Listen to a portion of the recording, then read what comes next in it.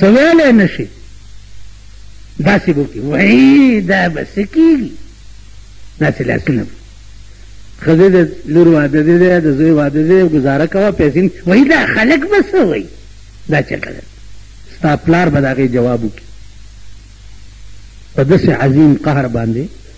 نن دا ملک اوړېدلی دی اوړه خو یې پرېږده نور عذابونه یې پرېږده you the ښځې عذاب چې دی د هغې علاج نشته الله دې په امان کې وساتي نو زما عزیزانو عرض مې دا و چې په تمام کتابونو کې تحریفات شوي دي تمام کتابونو واحد کتاب قرآن دی دې کې تحریف ولې ونه شو چا دا جرأت پرې 1500 کاله کې ولې ونه کړو ځکه خدای وایي انا نحن نزلنا الذکر وإنا له لحافظون قرآن ما نازل کړی دی او د دې حفاظت به زه کوم نو دا انا له لحافظون ټکی چې دی دا د په صحیفو کې و نه په تورات کې و نه په انجیل کې و نه په زبور کې و په یو آسماني کتاب کې انا له لحافظون د هغې د حفاظت ذمه اخیستې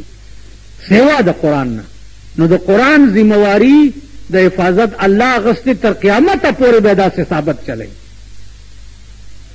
او روان بھئی اس زمانہ کے با څوک دا جرأت نشي کولی چې قرآن کې تحریف وکړي ځکه چې خدای څوکیدار دی د کومې خزانې څوکیدار چې ویښ وي هغه خزانه څوک نشي لوټ کولی نو چې خدای د کومې خزانې څوکیدار وي هغه خزانه څوک نشي لوټ کولی نو په دې به پوهیئ چې الله د آسماني نازل شوي کتابونو انا له لحافظون نو ویلي دا صرف قرآن د پاره ویلي باقی عزیزانو په دې ما خفه کېږئ چې مونږ غریبان یو بل دلیل پې واورئ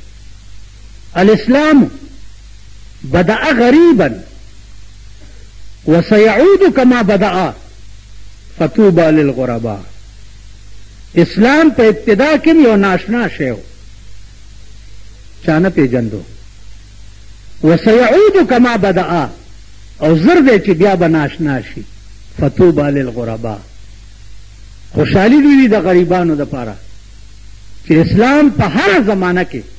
خدمت چې کړی دی هغه غریبانو کړی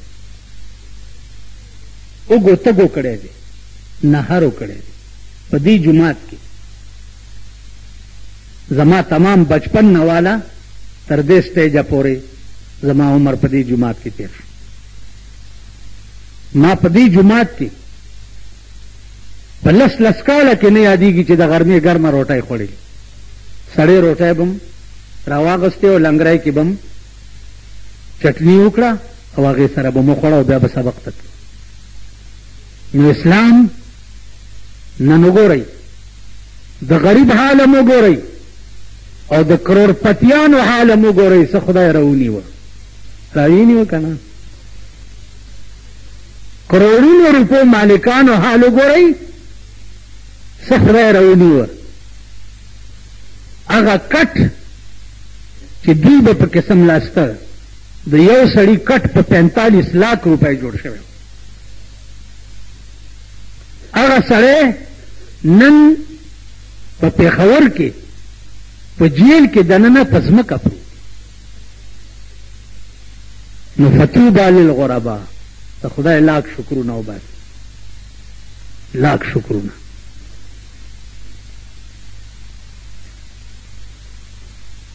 تاسو خیال راغی